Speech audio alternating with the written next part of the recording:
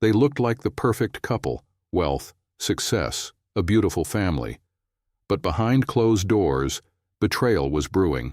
She loved him, sacrificed for him, built a life with him, only to find out he was in love with someone else. And on one fateful night, when emotions boiled over, she made a decision that would change everything.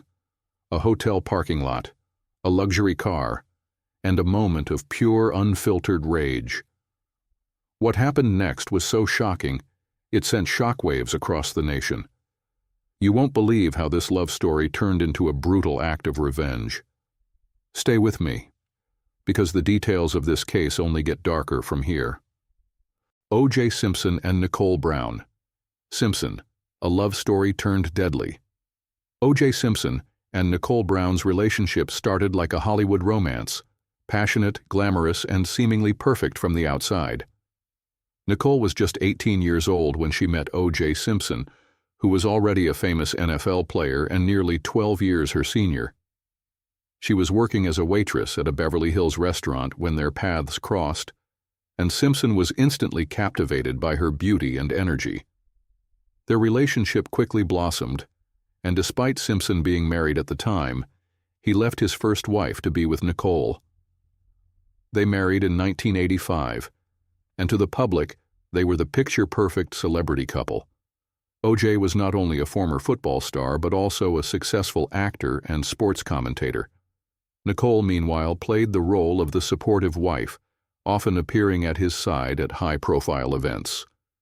But behind the scenes, their relationship was tumultuous. Nicole's friends later recounted that she had confided in them about O.J.'s violent and controlling behavior. Police records would later reveal that there were multiple instances of domestic violence, with Nicole calling 911 several times due to physical abuse. Despite these warning signs, she stayed in the marriage for 7 years before finally filing for divorce in 1992. The separation did not bring peace. O.J. was still obsessed with Nicole, constantly keeping tabs on her and getting jealous when she tried to move on. He was known to show up unannounced at her house, spy on her, and accuse her of seeing other men. Nicole, despite trying to keep her distance, struggled with the emotional toll of his lingering presence in her life. She had tried to rebuild herself and had even written down notes expressing fear that Simpson might kill her one day. Those fears would tragically come true on the night of June 12, 1994. On that night, Nicole Brown Simpson and her friend Ron Goldman were brutally murdered outside her Brentwood home. Nicole was stabbed multiple times in a frenzied attack, her throat slashed so deeply that it was nearly decapitated. Goldman, who had arrived to return a pair of sunglasses left at the restaurant where Nicole had dined earlier, was also stabbed to death, likely trying to defend her. The crime scene was gruesome, and the brutality suggested that it was personal. Almost immediately, suspicion fell on O.J. Simpson. His behavior in the aftermath of the murder was erratic. He refused to cooperate with the police initially, and then made the situation worse with the infamous slow-speed Bronco chase. Instead of surrendering to the police as planned, Simpson, driven by his friend Al Cowlings, led authorities on a surreal chase through Los Angeles, holding a gun to his head and threatening to end his life. Millions of Americans watched the chase unfold on live television, making it one of the most bizarre moments in criminal history. Eventually, O.J. was arrested and charged with the double murder, leading to what would become known as the trial of the century. His defense team, led by Johnny Cochran, crafted an argument that suggested the LAPD had framed him due to racial bias. The most famous moment of the trial came when O.J. was asked to try on the bloody gloves found at the crime scene. When they appeared too tight on his hands, Cochran famously declared, "If it doesn't fit, you must acquit." That line, along with the overall strategy of shifting focus from the evidence to allegations of police misconduct, led to O.J.'s shocking acquittal in 1995. Despite being found not guilty in the criminal trial, a civil lawsuit was later filed against him by the victims' families, and in 1997, a jury found him liable for the wrongful deaths of Nicole Brown Simpson and Ron Goldman. He was ordered to pay $33.5 million in damages, though he managed to avoid paying most of it. In the years that followed, O.J. Simpson lived in relative infamy, trying to maintain a public image despite overwhelming belief that he had gotten away with murder. In 2007, he was arrested for armed robbery and kidnapping in Las Vegas after attempting to steal sports memorabilia that he claimed was rightfully his. This time, there was no high-powered defense team to save him. He was convicted and sentenced to 33 years in prison, though he was released on parole in 2017. Nicole's murder remains one of the most infamous crimes in American history, and O.J. Simpson's trial reshaped discussions around race, celebrity, and the justice system. Despite the acquittal, many believe that justice was never truly served for Nicole and Ron. Their tragic deaths remain a chilling reminder of how a passionate relationship can turn deadly when obsession, power, and violence collide. Jodi Arias and Travis Alexander. A deadly obsession. Jodi Arias and Travis Alexander's relationship began with intense passion, but spiraled into obsession, jealousy, and ultimately, murder. Their story is one of love turned lethal, with an ending so violent that it shocked even seasoned investigators. Jodi and Travis met in 2006 at a Las Vegas conference for prepaid legal services, a company they both worked for. Travis, a charismatic and devout Mormon, was instantly drawn to Jodi's beauty and charm. She, in turn, was captivated by his confidence, success, and deep religious faith. Despite their differences, Travis was a rising star in his community, while Jodi had a troubled past. Their connection was electric. However, their relationship was far from stable. While Travis was a devout member of the Church of Jesus Christ of Latter-day Saints and aimed for a respectable, godly life, he was also drawn into a passionate, secretive relationship with Jodi. Though he knew she wasn't the ideal Mormon wife, he couldn't resist her. Jodi, on the other hand, became obsessed with him. She converted to Mormonism to prove her devotion, but despite her efforts, Travis never saw her as marriage material. Over time, their relationship turned toxic. Travis began to see red flags. Jodi was jealous, possessive, and would show up at his home uninvited. Friends warned him about her erratic behavior, but he struggled to fully cut ties.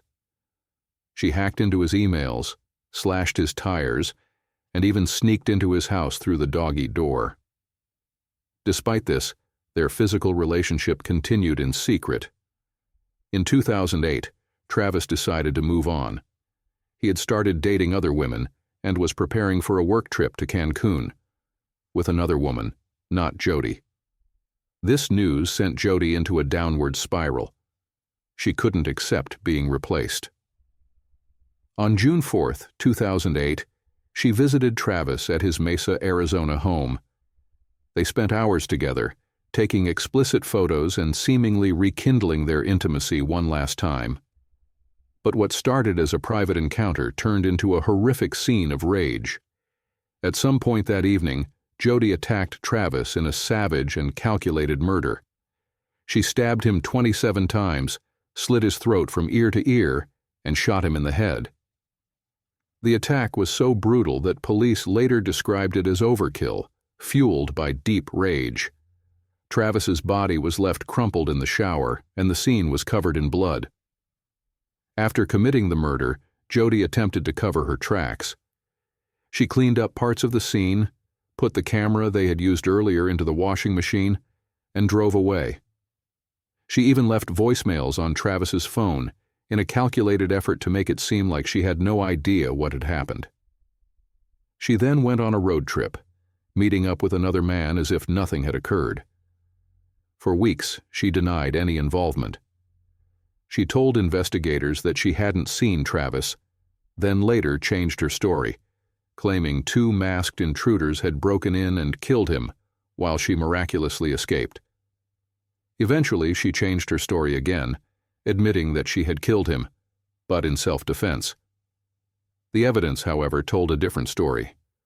Blood was found throughout the house, including her bloody palm print, and the digital camera she tried to destroy still contained images, some taken just before the murder, and some taken accidentally during the attack itself.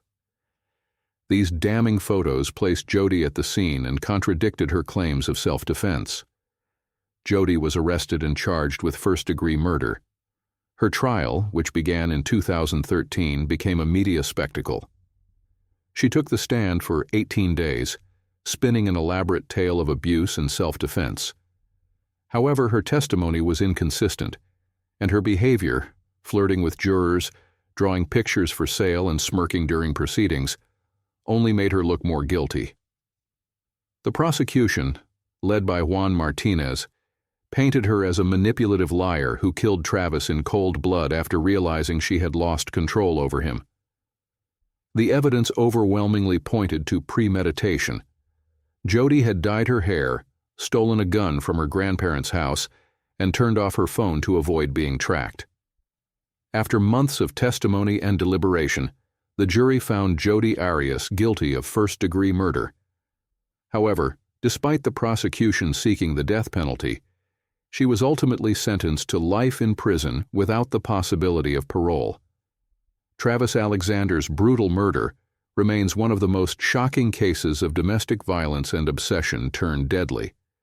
What started as a passionate relationship quickly became toxic, leading to a crime of staggering brutality.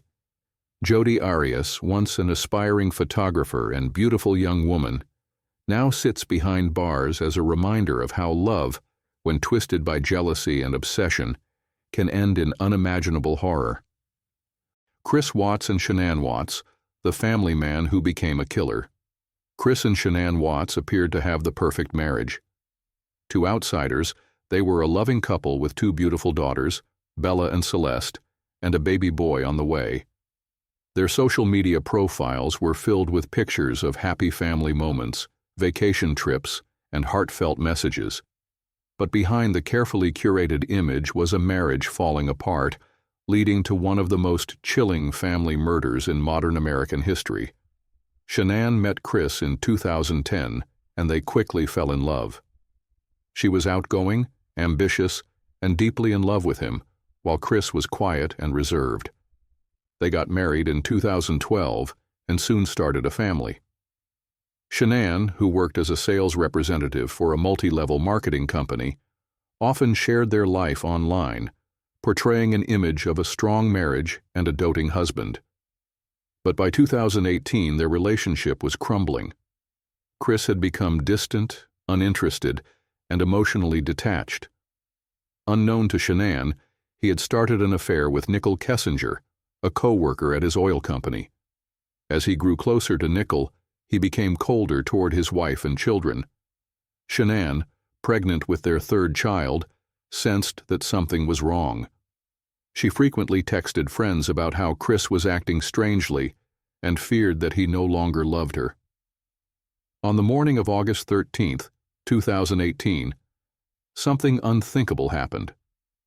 After returning from a business trip in Arizona, Shanann was murdered by the man she trusted the most. In a later confession, Chris admitted that they had argued about their marriage, and in a fit of desperation, he strangled her to death in their bedroom. Their daughters, 4-year-old Bella and 3-year-old Celeste, were just down the hall as he took their mother's life. The horror didn't end there. After killing Shanann, Chris wrapped her body in a sheet and loaded it into his truck. But before leaving, he turned to his daughters, who were now awake and frightened. He placed them in the back seat, along with their mother's lifeless body, and drove to his work site, a secluded oil field owned by his employer, Anadarko Petroleum. At the site, Chris carried out the rest of his horrific plan. He smothered Celeste first, covering her mouth and nose until she stopped breathing, then stuffed her tiny body into an oil tank. Bella, the older sister, had watched it all. She pleaded with her father, "Daddy, please don't do to me what you did to Cece." But Chris showed no mercy. He smothered Bella next, forcing her into another oil tank. Finally, he buried Shanann in a shallow grave nearby. Chris then returned home and acted as if nothing had happened. That same morning, he texted Shanann's phone, pretending to be concerned about her whereabouts. He even called her friend, Nicole Atkinson, who had been trying to reach Shanann with no response. When Nicole grew suspicious and called the police, Chris played the role of the worried husband, claiming he had no idea where his wife and children were. But his lies began to unravel almost immediately. During the initial police search of his home, his odd behavior raised red flags. Surveillance footage from a neighbor's security camera showed Chris loading something into his truck early that morning, something large enough to be bodies. When police brought him in for questioning, he failed a polygraph test spectacularly. The walls were closing in. Chris initially tried to shift blame, claiming that Shanann had killed their daughters in a fit of rage, and in response, he killed her. But the evidence painted a different story, and soon he confessed to the entire crime. On November 19, 2018, Chris Watts pleaded guilty to first-degree murder in exchange for avoiding the death penalty. He was sentenced to 5 life sentences without the possibility of parole, plus an additional 48 years for the wrongful termination of his unborn son, Nico. The Watts family murder shocked the nation. The brutality of Chris's actions, combined with his outwardly normal persona, made it one of the most disturbing cases in recent memory. How could a seemingly devoted father kill his entire family in cold blood? The answer lies in his selfish desire for a new life, one without the responsibilities of fatherhood and marriage. In his mind, getting rid of his family was easier than divorcing Shanann and facing the consequences. Today, Chris Watts remains in prison, a man who will never again walk free. Shanann, Bella, Celeste, and Nico's names live on, a heartbreaking reminder of how evil can sometimes wear the mask of a loving husband and father. Betty Broderick and Dan Broderick, a divorce that turned deadly. Betty and Dan Broderick's marriage seemed like the American dream. They had wealth, a beautiful family, and a life of luxury in sunny San Diego. But beneath the surface, resentment was building. What started as a picture-perfect love story ended in one of the most infamous murders in U.S. history, a brutal case of revenge fueled by betrayal, rage, and years of emotional torment.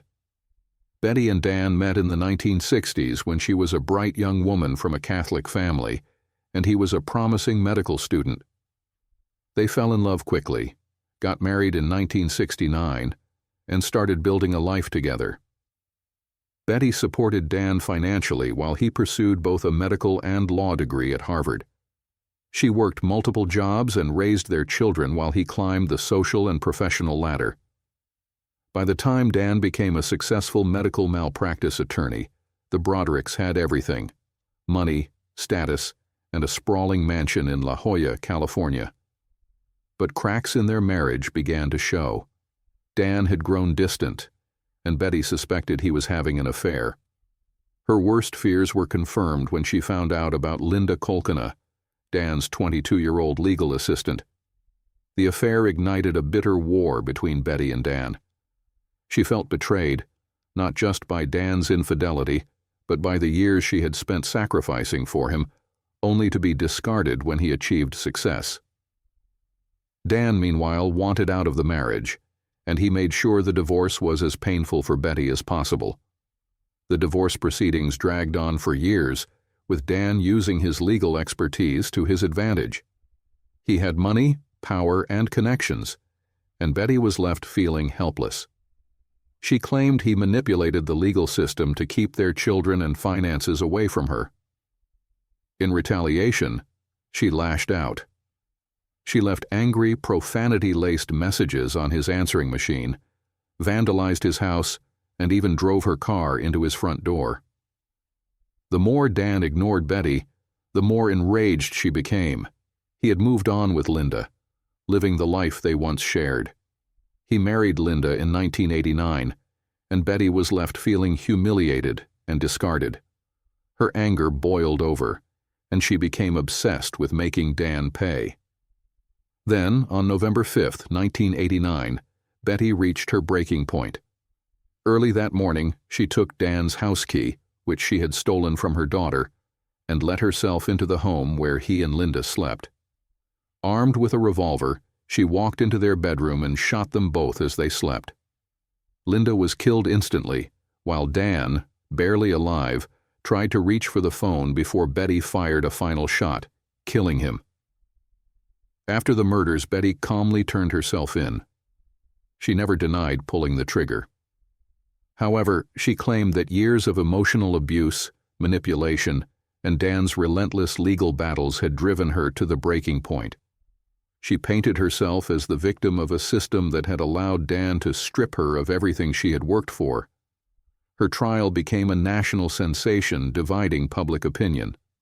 Some saw her as a cold-blooded killer who refused to move on, while others sympathized with her, believing she had been pushed to the edge by Dan's cruelty. The first trial ended in a hung jury, but at the second trial, Betty was convicted of second-degree murder and sentenced to 32 years to life in prison. Even today, Betty remains behind bars, denied parole multiple times. She insists that she was a victim of emotional and financial abuse, refusing to express remorse for the murders. The case of Betty and Dan Broderick is a chilling reminder of how a marriage filled with love can turn into a war, and how resentment, if left to fester, can lead to deadly consequences. Clara Harris and David Harris, a crime of passion in a parking lot. Clara and David Harris had what seemed to be a picture-perfect life. Both were successful dentists in Texas, living in a luxurious home with their twin sons. They were well respected in their community, known for their charm and professional success. But beneath the surface, their marriage was unraveling, leading to an act of pure rage that would shock the nation. Clara met David in the early 1990s when they were both young, ambitious, and deeply in love. Clara had emigrated from Colombia and built a successful career as a dentist. David, a charismatic man with a passion for his work, swept her off her feet. They married, opened a dental practice together, and started a family. For years, Clara devoted herself to her husband and children, believing she had built a stable, happy life. But in 2002, Clara's world came crashing down. She began noticing that David was becoming distant, uninterested in their marriage, and spending late nights away from home. Suspicion grew, and after hiring a private investigator, she discovered the devastating truth. David was having an affair with his younger receptionist, Gail Bridges. The revelation shattered Clara. She had sacrificed so much for their marriage, only to be replaced by someone younger. David, despite being caught, told Clara that he planned to leave her for Gail. He had fallen out of love and wanted to start a new life. Heartbroken and enraged, Clara decided to confront him. On the night of July 24, 2002, she followed him to the Hilton Hotel in Houston, where he had checked in with Gail. With her private investigator documenting everything, Clara stormed into the lobby, caught her husband with his mistress, and a heated argument broke out. Witnesses later reported that Clara lunged at Gail, pulling her hair and screaming, before being physically separated. David tried to leave, thinking the worst was over. He walked Gail to her car, and Clara, filled with rage, got into her Mercedes-Benz S-Class. Then, in a moment of uncontrollable fury, she hit the gas. David was walking toward his vehicle when Clara ran him over. Once, then circled back and ran him over again. Then, for the final blow, she drove over his body a third time. The entire scene played out in front of hotel guests, security cameras, and most horrifyingly, their twin sons, who were in the car with Clara, screaming for her to stop. David died instantly. His body was crushed beyond recognition, and the crime was as brutal as it was shocking. Clara, realizing what she had done, sat in her car in shock before being arrested on the scene. She had gone from a respected dentist to a murderer in mere seconds. At her trial, Clara's defense argued that she acted in a crime of passion, that she was a heartbroken wife who lost control after seeing her husband with his mistress.